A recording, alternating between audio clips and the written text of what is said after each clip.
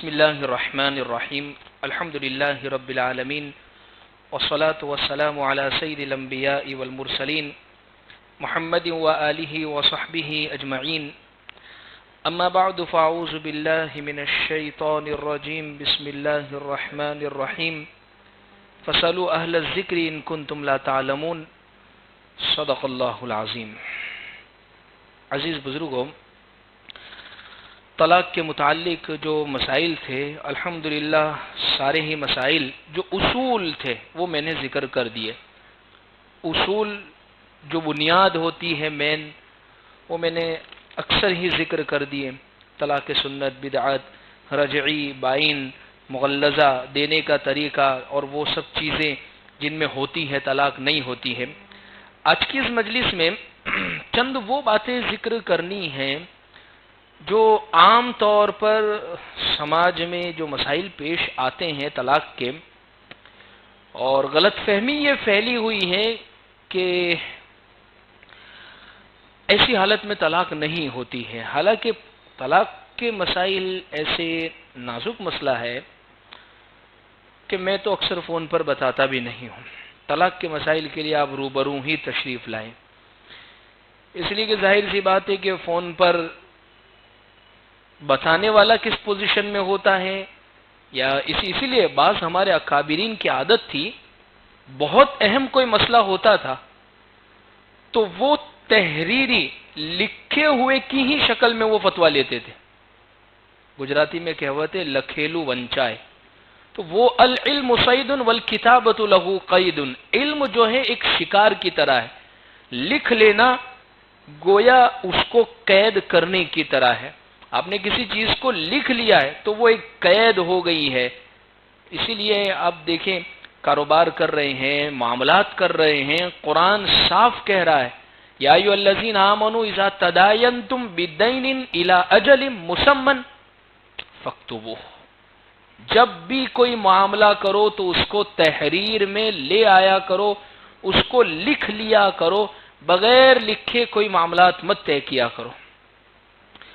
مرحوم جنید جمشید رحمۃ اللہ علیہ جب مفتی تقی عثمانی کے پاس گئے، جس موقع پر انہوں نے سنگنگ کو چھوڑا، گانے بجانے کو چھوڑا اور چھوٹا موٹا کاروبار سے انہوں نے پھر شروعات کی، آج ایک برانڈ ہو گیا ہے جے جنید جمشید، اس کے کپڑے، اس کے ایک جبہ اس کا کئی ریال کا ملتا ہے، 3-4 ہزار روپے کا ایک جبہ ہے۔ خیر، لیکن اس کی یہ جب شروعات تھی تو وہ اپنے پارٹنر کو لے کر گئے ساتھ میں، اور مفتی صاحب کے پاس گئے، حضرت مفتی تقی عثمانی صاحب، وہ شخصیت کے پورا عالم اسلامی نہیں پوری دنیا ان پر فخر کرتی ہے، تو حضرت سے پوچھا حضرت پارٹنرشپ کے کچھ ہمیں اصول بتائیے، کہ کسی کے ساتھ پارٹنرشپ کرنی ہے تو اس کے اصول بتائیے۔ ہمارے ایک بزرگ ہیں، مرحوم ہو گئے، انتقال کر گئے، وہ تو اکثر کہتے تھے جب کوئی پارٹنر کو لے کر کوئی مسائل پوچھنے کے لیے جاتے تو فوراً پوچھتے کہ بھائی لڑو گے کب آپ، اس لیے کہ اکثر پارٹنر میں یہی مسائل ہوتے ہیں۔ ہاں، یہ بات الگ ہے کہ اگر وہ دیندار ہے اور دین کے مطابق اپنے کاروبار کو ڈیولپ کیا ہے تو انشاءاللہ پھر لڑائی نہیں ہوگی۔ تو حضرت مفتی صاحب نے 3 شرطیں بتائی پارٹنرشپ کے اصول کے لیے۔ اس میں سب سے پہلی شرط یہ لکھو، یہ پارٹنرشپ ختم جب ہوگی تو اس کا طریقہ کیا ہوگا۔ سب سے پہلے یہ لکھو، یہ پارٹنرشپ جب ختم ہوگی تو اس کا طریقہ کیا ہوگا، سب سے پہلے۔ اور لکھنے کو کہا اس کو تحریر، ورنہ اکثر ایسا ہوتا ہے 2 دوست بیٹھے، 2 تعلق والے بیٹھے، اور ایک نے کوئی بہت اچھے ہنر کی تعریف کر دی، میں تو یہ جانتا ہوں یہ جب پڑ موڑی نہیں ہے، دوسرا بولا چل میرے پاس پیسے ہیں میں لگا دیتا ہوں، جوش میں کاروبار شروع کیا، مہینہ 2 مہینہ نہیں گزرتا ہے اور یہ اپنے دوستوں میں اس کی برائی۔ اچھا، دوست بھی پھر وہی ہوتے ہیں، جب یہ غائب ہوتا ہے تو وہ دوسرے دوستوں کے سامنے اس کی برائی کرتے ہیں، اور جب یہ غائب ہوتا ہے تو پھر وہ دوسرے دوستوں کے سامنے یہ اس کی برائی کرتا ہے۔ تو یہ ایسا ہوتا ہے آج کل۔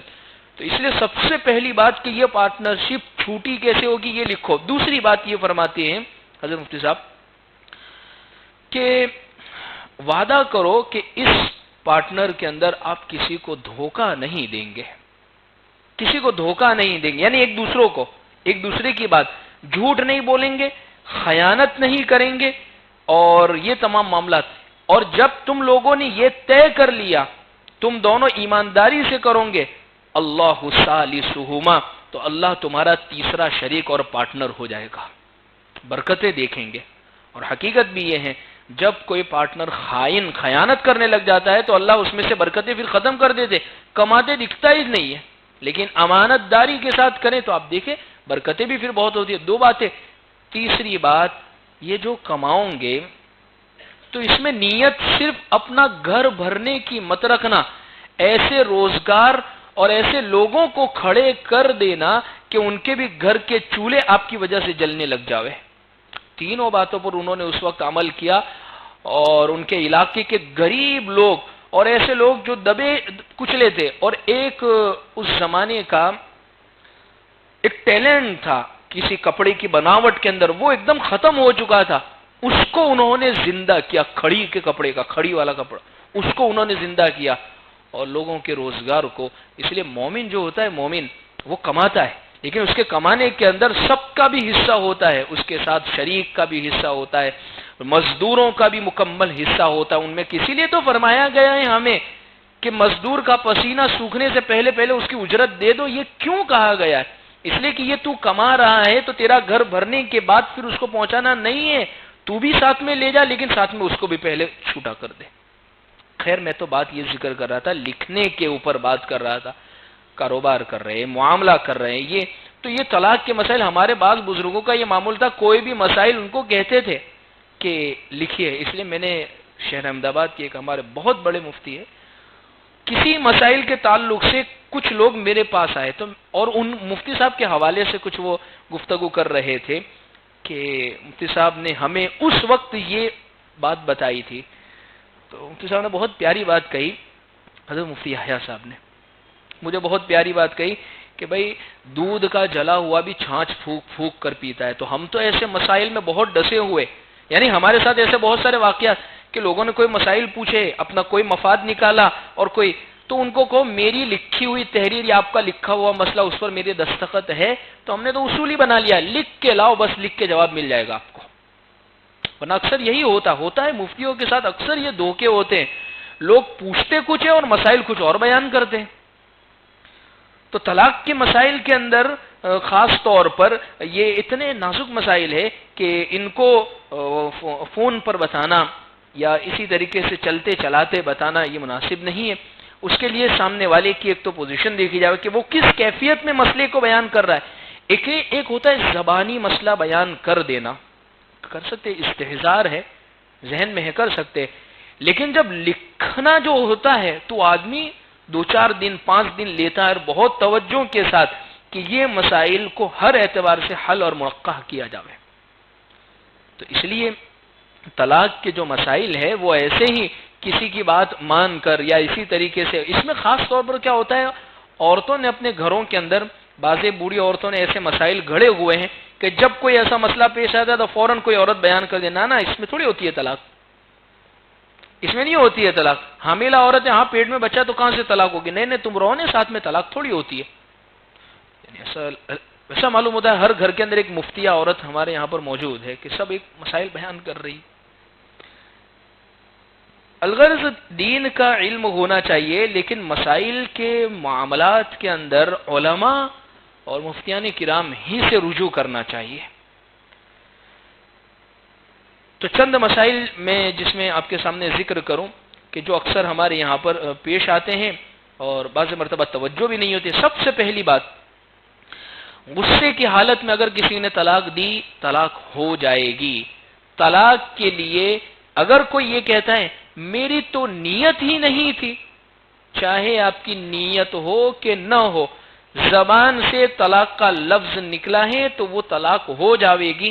طلاق کے لیے نیت کرنے کی بھی ضرورت نہیں ہے. جیسے بعض لوگ پھر مسائل بیان کرتے، پر میری نیت کہاں تھی، جیسے میں ہوتا ہے ہمارے ساتھ، تو یہ ہوتا ہے، اس لیے میں اتنا اس لیے کہہ رہا ہوں کہ ایسے ہمارے ساتھ روزانہ مسائل ہے، کر کے سب وہ آئے ہیں، اب سب ٹوبلا مفتی پر ڈال رہے ہیں کہ پڑھ تم کہہ دو نا کہ نہیں ہوئی تو ہم لے کے کل سے رہنا شروع کر دے گے. تو نیت جیسے پھر مسائل بھی بیان کرتے ہیں کہ پر میری نیت کہاں تھی، شریعت اتنی تو سخت نہیں ہوگی نا، تو یہ آپ کو بولنے سے پہلے سوچنا چاہیے تھا. آپ کسی کو گولی مار دو، میری تو نیت ہی نہیں تھی نا، وہ مر گیا، میں نے کہاں نیت کی تھی. تو کورٹ میں جا کر آپ کہتے رہنا کہ بھائی میری تو نیت نہیں تھی. تو یہ بھی یہی مسئلہ ہے کہ آپ نے جب بول دیا ہے تو طلاق ہو جاوے گی، چاہے آپ نے، اسی لیے حدیث ہے حضور کی، ثلاث جدہن جد وہزلہن جد، تین چیزیں ایسی ہیں جو اصل میں بولیں گے تو ہو بھی جاوے گی، مذاق میں بھی بول دیا، مذاق میں بھی تو بھی وہ ہو جاوے گی. جیسے غالباً یہ بات سنی ہے میں نے، پکا علم تو نہیں ہے، جو پڑوسی ملک کے جو مشہور کامیڈین اسٹار جن کا انتقال ہوا ہے عمر شریف، انہوں نے مذاق کے اندر غالباً کسی شو کے اندر اپنی بیوی کو طلاق دے دی تھی. باقاعدہ علماء سے فتویٰ معلوم کیا اور وہ حقیقت میں طلاق ہو گئی تھی. یعنی مذاق میں بھی اگر طلاق دی جاوے تو وہ ہو جاتی ہے. ایسے ہی کھیل کھیل کے اندر بیوی سے مذاق کے اندر کہہ دیا تو وہ ہو جائے گی طلاق، کہ میں نے تو پر مذاق کرا ہے. تو یہ مذاق کرنے کی چیز نہیں ہے، آپ اس کے علاوہ کوئی دوسری چیز کا مذاق کر لو، پر یہ مت کرو، یہ ہو جائے گی. تو پھر وہ کل سے آپ پوٹلے بستر سمیٹ کے پھر آپ کو اکیلے رہنا پڑے گا. اس میں سے ایک طلاق ہے، نکاح ہے، آزادی ہے کہ یہ ہو جاتی ہے. سب سے پہلی بات نیت نہیں ہے پھر بھی طلاق ہو جاوے گی. دوسری بات، دو باتیں ہو گئی، غصے میں بھی ہو جائے گی، بغیر نیت کے بھی طلاق ہو جائے گی. تیسرا مسئلہ، بیوی موجود نہیں ہے، بیوی کے سامنے نہیں بولا ہے اور بیوی نے الفاظ طلاق کے نہیں سنے ہیں، تو ایسی صورت میں طلاق ہو جائے گی. بیوی کا الفاظ سننا یہ ضروری نہیں ہے. بعض لوگ کہتے ہیں میں نے تو گھر میں بولا ہے، کوئی بھی نہیں تھا، میری امی اکیلی تھی اس کے سامنے بولا ہے، یا اس کے ابا آئے تھے یا اس کی امی آئی تھی اس کے سامنے بولا، وہ تو اس کے گھر پہ تھی. بیوی کا سننا، جیسے بعض لوگ یہ سمجھتے ہیں اس مسئلے کے اندر بیوی سنے نہیں تو ہی طلاق ہوتی ہے. نہیں، بیوی کا سننا ضروری نہیں ہے. بیوی چاہے سنے کہ نہیں سنے، آپ نے اکیلے بیٹھے بیٹھے بھی اگر بول دیا نا زبان سے، چاہے اللہ کے علاوہ کوئی گواہ نہیں ہے، پھر بھی طلاق ہو جائے گی.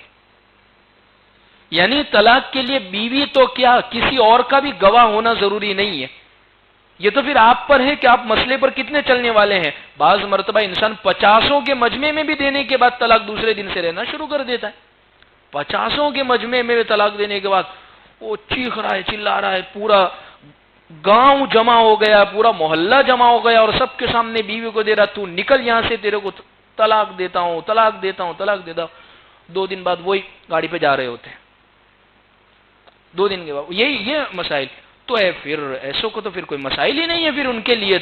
تو مسائل تو دیکھیے ان کے لیے جو خود شریعت پر عمل کرنا چاہے. جیسے ہم سے بہت سارے لوگ آ کر مسائل پوچھتے ہیں، وہ میرا ایسا میرا معاملہ ہو گیا ہے اور میرے حقوق ان سے یہ لینے کے بنتے ہیں اور فلاں بھی بہت دیندار ہے اور یہ اس کے ساتھ معاملہ ہے. تو میں یہی چیز کہتا ہوں، بھائی دیکھیے مسائل علم دین اس کے لیے جو خود عمل کرنا چاہے. مجھے عمل ہی نہیں کرنا ہے تو پھر مجھے تو آخرت میں جواب دینا ہے. دنیا کی چند دن کی زندگی اور مزے کی خاطر دنیا کی چند دن کی رسوائی بھی نہیں ہے. اللہ کے حکم پر عمل کریں گے تو کہاں کوئی رسوائی ہوگی. اب دیکھیں تو صحیح، اگر ہو گئی ہے، اگر دیکھیے ہوتا کیا ہے، ایک گناہ اور ایک غلطی کرنے کے بعد انسان اس سے بڑی پھر موٹی غلطی کر جائے. بھئی طلاق نہیں دینی تھی، اب دے دیے، کر دی غلطی، تو اب اس غلطی کو سدھارا کیسے جاوے کہ بھئی اس پر عمل کرے جو شریعت کہہ رہی ہے. اب اس غلطی کو اور بڑھا کر حرام کاری شروع کر دیتے ہیں. تو ایسا نہ کرے. تو بیوی کا سننا ضروری نہیں ہے. بغیر بیوی کی موجودگی کے دے دی تو بھی طلاق ہو جاوے گی. اسی طریقے سے حاملہ عورت کو، بیوی شوہر کی بیوی حمل سے تھی، پریگننٹ تھی، یا اسی طریقے سے وہ حیض کی حالت میں تھی، پیریڈز چل رہے تھے، اس کے ماسک آ رہا تھا اس کو، ایسی حالت میں اگر شوہر نے طلاق دے دی تو بھی طلاق ہو جاوے گی. یہ جو مشہور ہے ہمارے درمیان میں، حمل کی حالت میں، پریگننسی میں اگر کسی نے طلاق دی تو طلاق نہیں ہوتی ہے، ایسا کوئی مسئلہ نہیں ہے. طلاق بالکل ہو جاوے گی، چاہے حمل کی حالت میں دی ہو یا حیض کی حالت میں دی ہو.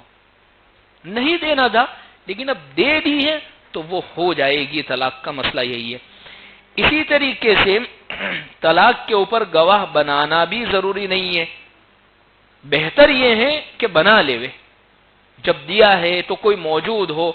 لیکن اگر کوئی گواہ نہیں ہے اور اس کو خود کو ہے کہ بھئی میں نے بول دیا غصے میں آ کے، جیسے بیوی سے فون پہ جھگڑا ہوا، تو سنتی نہیں ہے بات کو، یا اسی طریقے سے تو مانتی نہیں ہے، اب سے اگر تو نے ایسا کیا، بیوی نے فون کاٹ دیا اور یہ یہاں سے بولتے ہی رہے، بولتے جا تیرے کو طلاق طلاق طلاق، اور اس نے فون کاٹ دیا، بیوی بولے میں نے تو سنا نہیں، اور یہ ایکلا آفس میں بیٹھا بیٹھا بول رہا تھا یا کمرے میں بیٹھا روم میں بیٹھا بیٹھا بول رہا تھا، بھائی ہو گئی طلاق، چاہے اس کمرے میں کسی نے بھی نہیں سنا، چاہے بیوی نے بھی نہیں سنا، لیکن آپ کی زبان سے نکل گیا، طلاق ہو گئی ہے۔ اسی طریقے سے اگر کوئی موبائل فون پر اگر کوئی طلاق دے رہا ہے تو بھی طلاق ہو جاوے گی۔ موبائل پر ٹیکسٹ میسج کے ذریعے سے اگر کوئی طلاق لکھ کے بھیج رہا ہے، طلاق یا جا میں تجھے طلاق دیتا ہوں یا جا تجھے طلاق ہے یا طلاق لکھ کے بھیج دیا تو طلاق ہو جاوے گی، چاہے ٹیکسٹ میسج لکھا ہو، چاہے واٹس ایپ کا میسج لکھا ہو، چاہے فیس بک پر بھیجا ہو، چاہے انسٹاگرام پر بھیجا ہو، شوہر نے لکھ کے اس کو سینڈ کر دیا ہے تو وہ طلاق ہو جائے گی۔ اسی طریقے سے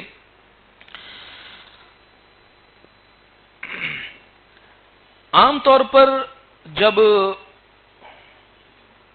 وکیل کے ذریعے سے طلاق کے جو مسائل آتے ہیں، بعض مرتبہ یہ ہوتا ہے شوہر طلاق لکھتا نہیں ہے، وکیل نے ایک پیپر تیار کیے اور اس پیپر میں یہ بات لکھی ہوئی ہے کہ ہمیں ایک طرف والا بیجی طرف والا یوں یوں یوں اور اخیر میں طلاق آپ یہ چھیے، جو بھی لکھا ہو اس میں ایکس وائی زیڈ، لیکن اس میں طلاق کا بھی تذکرہ ہے۔ شوہر نے اس کو پڑھا، کچھ بھی بولا بھی نہیں، طلاق لکھی بھی نہیں، صرف نیچے سگنیچر کر دی، طلاق ہو جائے گی۔ پیپر جو طلاق کے ہے، جو اس کی بیوی کے ہی بنے ہوئے تھے اور اس نے اس پیپر کو سمجھ کر یا اس کو علم ہو گیا کہ اس پیپر میں طلاق کا ہی لکھا ہوا تھا اور اس نے سمجھ کر دستخط کر دی تو طلاق ہو جاوے گی۔ اچھا، اس میں ایک اور مسئلہ یہ پیش آتا ہے کہ چلو شوہر نے سمجھ کر پڑھ کے دستخط کی، وہ ہو گئی، لیکن جب یہ خط پہنچایا جاتا ہے ڈاک کے ذریعے سے، لڑکی والوں کے گھر پہنچتا ہے تو لڑکی والے اس کو قبول نہیں کرتے، ان کو علم ہوتا ہے کہ بھئی یہ طلاق ہی کے پیپر ہے، اور پھر وہ یہ دلیل دیتے ہم نے قبول کہاں کرے پیپر، ہم نے کھول کے دیکھے ہیں کہاں پیپر، یا ہم نے پڑھے ہیں کہاں، یا ہم نے لیے ہیں کہاں، ہم نے ہاتھ میں کہاں پکڑے ہیں، لہذا طلاق نہیں ہوئی۔ ایسا نہیں، آپ ہاتھ میں پکڑے کہ نہیں پکڑے، یہاں جب دستخط ہوئی نے بس اس وقت سے وہ طلاق ہو گئی ہے، اسی وقت سے آپ کی عدت چالو ہو گئی ہے۔ اب آپ پیپر پکڑے نہ پکڑے، آپ کو خبر پڑی نہیں پڑی، جو بھی مسئلہ ہوا ایکس وائی زیڈ، لیکن آپ کی طلاق اس لکھنے کی وجہ سے ہو گئی ہے۔ تو یہ چند مسائل تھے جو عام طور پر پیش آتے ہیں طلاق کے سلسلے میں، نیت کا مسئلہ، غصے کا مسئلہ، فون پر دینے کا مسئلہ، لکھ دینے کا مسئلہ، میسج کے ذریعے سے مسئلہ، موبائل پر طلاق دینے، حمل کی حالت میں، حیض کی حالت میں، بیوی کا سننا یہ بھی کوئی ضروری نہیں، مرد نے بول دیا لیکن اگر کوئی گواہ نہیں ہے تو نہیں۔ ایک مسئلہ عام طور پر ایسا پیش آ سکتا ہے یا آیا بھی ہو کسی کو، تو میں ذکر کر دیتا ہوں۔ بعض مرتبہ عورت دیندار ہوتی ہے، اس کو خوف ہوتا ہے اللہ کا، وہ ڈرنے والی ہوتی ہے اللہ سے، اس کو علم ہوتا ہے کہ طلاق اگر دے دی ہے تو یہ بڑی ڈرنے کی چیز ہے اور ڈرنا بھی چاہیے۔ دیکھیے میں بار بار کہہ رہا ہوں کہ اگر یہ چیز ہو گئی ہے تو توبہ کرنے سے یہ معاف نہیں ہوگی، اس پر عمل کرنے سے کہ اب شریعت ہمیں کیا کہتی ہے، اس کے ذریعے سے آئندہ کے مسائل حل ہوں گے۔ لیکن ایک شوہر نے اپنی بیوی کو طلاق دے دی، ایک دی تو چلو رجوع کر کے لے آیا، دو دی پھر بھی رجوع کا حق رہتا ہے، لیکن اگر 3 طلاق دے دی ہے یا ایک طلاق دینے کے بعد بھی شوہر واپس رجوع نہیں کر رہا ہے، یا اسی طریقے سے 3 طلاق دینے کے بعد شوہر مکر گیا، میں نے کہا دیے ہے تیرے پاس کوئی گواہ، ہے تیرے پاس کوئی گواہ، وہ کہے گا آپ نے دی، میں نے سنا اپنے کانوں سے، جھوٹ بولتی ہے، تیرے کو رہنا نہیں ہے میرے گھر میں، اس لیے ہی تو ناٹکیں کرتی ہے اور بار بار تو ایسا کرتی ہے۔ اب وہ بیچاری کیا کرے، ایسی صورت میں عورت کیا کرے؟ اس نے اپنے کانوں سے سنا ہے اور حقیقت میں اس نے سنا ہے اور شوہر نے دی ہے، الٹا جھوٹ شوہر بول رہا ہے، طلاق دینے کے بعد جھوٹ جو ہے وہ شوہر بول رہا ہے۔ اب وہ کیا کرے؟ ایسی شکل کے اندر دارالقضاء کے اندر اپنے مسئلے کو پیش کرے، یا اسی طریقے سے اگر عورت چاہے تو شریعت اس کو کہتی ہے ایسے موقع پر کہ اگر تجھے پکا علم ہے، تو نے اپنے کانوں سے سنا کہ اس نے حقیقت میں طلاق دی ہے، نہ اس میں تیرا کوئی جھوٹ ہے، نہ اس میں تیرا کوئی فائدہ ہے، ورنہ بعض مرتبہ عورتیں زبردستی کا بھی فائدہ نکلوا لیتی ہے، نہیں دی ہوتی بھی دے دی نا، تم نے دے دی ہے تم نے طلاق، کیوں؟ اس لیے کہ اس کو رہنا نہیں ہے، کیس ویس کر کے اور زیادہ مسائل کھڑے کرنے ہیں۔ لیکن اگر حقیقت میں دی ہے طلاق تو پھر ایسی صورت میں شریعت یہ کہتی ہے کہ عورت ایسے مسائل کے اندر ایسی شکل اور ایسی صورت اختیار کرے کہ شوہر کنٹال کے اس کو کہہ دے کہ تو جا تیرے گھر ہی۔ کیا کرے؟ شریعت مسائل لکھے علماء نے باقاعدہ، 3 طلاق ہو جانے کے بعد اگر شوہر پھر بھی نہیں چھوڑ رہا ہے، پریشان کر رہا ہے، گھر میں میلی کچیلی رہنا شروع کر دے، عورت کی نافرمان بن جاوے، اس کو حیران کر دے، یعنی اخیر میں وہ اس چیز پر اتر جاوے کہ نہیں تو جا۔ یہ اس لیے کرنا ہے کہ شریعت کے ایک مسئلے پر عمل کرنا ہے، یہ اس لیے کہی جا رہی ہے بات، نہیں ہے کہ نافرمانی۔ اس لیے میں نے پہلے ذکر کر دیا، اگر حقیقت میں وہ نافرمانی کی وجہ سے یہ کرنا چاہ رہی ہے تو پھر آخرت میں سخت وعید ہے۔ اس لیے یہ چند مسائل تھے۔ اللہ تبارک و تعالیٰ سے دعا ہے اللہ ہمیں ان باتوں پر عمل کی توفیق عطا فرمائے۔ آخر میں چند باتیں چند جگہوں سے میں نے نکالی ہے، سن لیں انشاءاللہ کام آئے گی، کہ گھر کو جنت بنانے والی 8 باتیں ہیں۔ اگر کوئی شخص ان 8 باتوں پر عمل کرے، خاص طور پر تو عورتوں کے متعلق یہ لکھی ہے کہ اگر وہ چاہتی ہے گھر جنت بنے تو یہ 8 کام ہے۔ نمبر 1، جب شادی ہو جائے نا تو پہلے 5 سال وہ صرف شوہر کو دے دے، منگنی اور شادی کے درمیان میں شوہر کے لیے گانڈی نہ ہوئے، شادی کی پہلی رات سے لے کر پہلے 5 سال تک گانڈی ہو جاوے شوہر کے لیے، وہ اس کے لیے بالکل اپنے ماں باپ کو بھول جاوے، اپنے بھائی بہنوں کو، اپنی سہیلیوں کو، رشتہ داروں کو، شوہر کو 5 سال دے دے، پھر دیکھیے وہ گھر کیسا بنتا ہے۔ نمبر 1۔ نمبر 2، شوہر جب بھی گھر پر آوے تو گھر پر آنے پر ان کا استقبال کرے۔ استقبال کرنے کا مطلب اچھی تیار ہو کر رہے، یا اسی طریقے سے مسکراتے ہوئے چہرے سے ان کا استقبال کرے، موجود رہے۔ بعض مرتبہ آدمی کب آ رہا ہے کب جا رہا ہے، یعنی گھروں کو میں نے کہا تھا نا اس سے پہلے بھی، ہم نے ہوٹل بنا کے رکھ دیا، آدمی آ رہا ہے اس کے ہاتھ سے کھانا گرم کر کے کھا رہا ہے، وہ اس کے ہاتھ سے سو رہا ہے، اس کو جب ہو رہی وہ آ رہے جا رہے، بس ایک کمرے میں رہ رہے ہیں اور ہوٹل کی طرح پورا نظام چل رہا ہے، کھانا بنا کے رکھ دیا ہے، آپ اپنے ہاتھ سے سرو کر لینا، کھا لینا، گرم کر لینا، تو ایسا نہ کرے۔ دوسری بات، شوہر کے گھر آنے پر استقبال کرے۔ تیسری بات یہ ہے، شوہر کو اس کے ماں باپ سے دور نہ کرے، کوئی بھی شکل ہو، بس اس میں یہ کہتے بھئی آپ کے ماں باپ ہیں، میرے بھی یہ ماں باپ ہیں، اور میں ان کا بھی ویسا ہی ادب اور احترام کرنے کی کوشش کروں گی، لیکن آپ کو ان سے دور نہیں کروں گی۔ 3 باتیں ہو گئی۔ چوتھی بات یہ ہے، شوہر کی کمائی کو نصیب سمجھ کر قبول کرے، جو بھی ہے جتنا بھی ہے بس اس پر گزارا کرنے کی۔ بعض مرتبہ کیا ہوتا ہے کہ جیسے شوہر اچھا خاصا کما رہا تھا، بیوی کے آنے کے بعد اور زیادہ اس کی ترقی ہو گئی، تو شوہر کہتے یہ میرے نصیب کا لے کے آئی ہو، تو جب نصیب پھوٹے تو اس وقت بھی کرے کہ میرے نصیب کا ہی ہے یہ، یعنی جب شوہر کی آنے کے بعد ہی۔ بعض مرتبہ یہی ہوتا ہے، شادی تک تو بڑے اچھے معاملات چلتے ہوتے ہیں، یعنی منگنی تک تو، اور گھر بھی بہت اچھا دیکھ کر کیا ہوا ہوتا ہے، لیکن شادی ہو جانے کے بعد وہ شوہر کی جاب بھی چلی جاتی ہے، کام کاج بھی ٹھنڈا ہو جاتا ہے، اور پھر کہتے ہیں کہ تم تو کچھ کرتے نہیں، پھر لڑائی جھگڑے۔ تو پھر ایسے یہ موقع پر اس لیے کہا کہ اصل بیوی وہ ہے جو شوہر کی غربت میں، شوہر کی غریبی میں، شوہر کے حالات میں ان کا ساتھ دے۔ 4 باتیں ہو گئی۔ 5ویں بات، میکے جانے کا وقت اور دن جو ہے وہ متعین کر دے، یعنی ماں کے گھر جو جانا ہے اس کا وقت اور ٹائم۔ ساس بہو کی اکثر لڑائی نہیں اسی پہ ہوتی ہے، ماں کے گھر جانے کے اوپر۔ آپ نوٹ کیجئے گا، یہاں بہو نے کہا کہ ماں کے گھر جاؤں تو فوراً ساس کا چہرہ ایک دم اتر جائے گا، کس نے کیوں بولا جانے کا۔ اکثر وہ جو ہر 2-3 دن میں جو چلے جانے والے، اس لیے میں اپنے اوپر ذکر کروں، مدرسے میں بچے جب چھٹی لینے کے لیے آتے، بچے پڑھتے ہمیں بہت ہے، لیکن جہاں کوئی چھٹی لینے کے لیے آیا تو ہمارا بھی چہرہ اتر جاتا کہ یہ کیوں آیا رجا لینے کے لیے، رجا تو لینے کی نہیں، تمہارے کو یہیں رہنے کا۔ ہاں اللہ یہ کہ بہت سخت ضرورت پڑ گئی، لیکن چھوٹی چھوٹی باتوں پر آپ رجا لینے کی، تو ہمیں خود برداشت نہیں ہوتا ہے، تو ہو سکتا ہے ساسوں کو بھی اس وجہ سے برداشت نہ ہوتا ہو کہ ہر دوسری تیسرے دن پر چلے جانا۔ لیکن ایک وقت طے کر لے کہ بھائی ہفتے میں، مہینے میں، 2 مہینے کے اندر جانا، تو اس کی وجہ سے ہوگا کیا ہے کہ گھر کا نظام بہتر رہے گا، ساس بھی موڈ میں رہے گی۔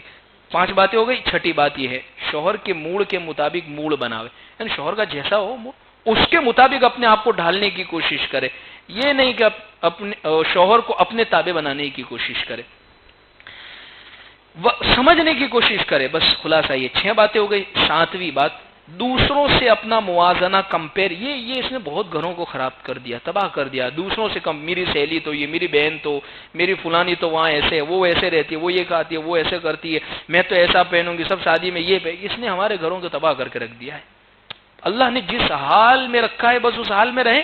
حضرت عمر بن عبدالعزیز رحمۃ اللہ علیہ کے زمانے میں خلیفۃ المسلمین، امیر المومنین عمر ثانی جن کو کہا جاتا ہے، ان کی بیٹیاں، حضرت عمر بن عبدالعزیز کی جو بیٹیاں تھیں، ان کے نانی کا گھر جو تھا، ان کے نانی کا گھر، وہ شہزادے، بادشاہ اور بہت مالدار گھر سے لائے تھے حضرت عمر بن عبدالعزیز، خود بھی تھے، لیکن یہ عمارت جب امیر بنے تو سب انہوں نے اللہ کے لیے چھوڑ دیا اور وہ زندگی اختیار کی جو دنیا نے دیکھی۔ تو ان کی جو بیٹیاں تھیں، انہوں نے کبھی بھی اپنے آپ کو کمپیئر نہیں کیا کہ پپا آپ تو کچھ لا کر نہیں دیتے ہو، عید کے دن بھی کچی پیاز کھا کر منہ ایسے چھپا کر پپا سے بات کر رہی ہے، ابا سے بات کر رہی ہے۔ ابا پوچھ رہے امی سے کہ یہ بیٹیاں ایسے کیوں بول رہی؟ کہا کہ وہ کچی پیاز کھا رہی ہے تو منہ کی بدبو آپ تک نہ پہنچا، اس لیے رومال رکھ کر، ہاتھ رکھ کے بات کر رہی ہے۔ لیکن کبھی موازنہ نہیں کیا۔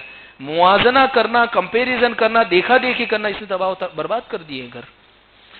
دیکھیں یہ کیسے شروع ہوتا ہے موازنہ کیا، کمپیئر کیا؟ بھئی شوہر لاڑ میں، پیار میں، بیوی کی محبت میں، بیوی کی قربانی میں، اچھی یہ دکھ جاوے، میرا اچھا لگ جاوے، ہے تو کر رہا ہے، فضول خرچی بھی کرا لگا، نہیں ہے لانے 10 دوست سے، رشتہ دار سے، وہ نہیں ہوئے ادا، پھر دوسرے سے، وہ بھی نہیں ہوئے، تو پھر آخری راستہ بیاج کا اور سود کا بنتا ہے۔ اس نے پورے سماج کے سسٹم کو خراب کر کے رکھ دیا ہے۔ جو اللہ نے دیا اس پر راضی رہنا سیکھ جاؤ، انشاءاللہ بہت سارے مسائل حل ہو۔ 8ویں اور بڑی قیمتی بات ہے، اپنے گھر کے مسائل اپنے میکے کے اندر، اپنی ماں کے گھر پہ بیان نہ کرے۔ جو گھر میں ہے، جیسی بھی حالات، جو بھی واقعات اور جو بھی چیزیں، وہ اپنے گھر تک ہی محدود رکھے۔ ماں کے یہاں جانے کے بعد وہاں پورا معاملہ ہی الگ ہونا چاہیے، بہت خوش و خرم رہے۔ یہاں کے کوئی حالات، امی پوچھے، امی بہت اچھا ہے بس آپ دعا کیجئے، امی بہت اچھا ہے بس آپ دعا کیجئے، بہت اچھا ہے بس آپ دعا کیجئے، ایسا کہتے رہے، انشاءاللہ اللہ خیر۔ ورنہ ذرا آپ تھوڑی سی بھی اگر کوئی کمی رہ گئی ہوگی، اور رہی ہوگی، ایسا تو کوئی ہے نہیں کہ سارے ہی فرشتے رہ رہے، ہو سکتی ہے کہ کوئی ایسا بھی مسائل پیش آ جاوے، تو آپ تھوڑی سی اگر بات کریں گے، ماں ہوتی ہے تو وہ تھوڑا سا بھی دکھ دیکھے گی تو ہو سکتا ہے بعض مرتبہ اچھی بھی صلاح دے دے، بعض مرتبہ الٹی بھی صلاح دے دے، تو اس کی وجہ سے کہیں آپ کا گھر خراب نہ ہو جاوے کہ آپ کو یہاں رہنا ہے۔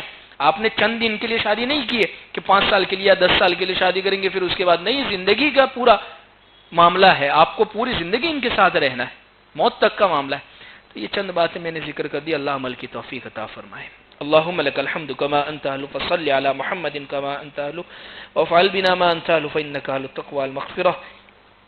ربنا آتنا في الدنيا حسنة وفي الآخرة حسنة وقنا عذاب النار وقنا عذاب القبر وقنا عذاب الحشر وقنا عذاب الدين۔ جزا الله عنا محمدا صلى الله عليه وسلم بما هو أهله۔ سبحان ربك رب العزة عما يصفون وسلام على المرسلين والحمد لله رب العالمين برحمتك يا أرحم الراحمين۔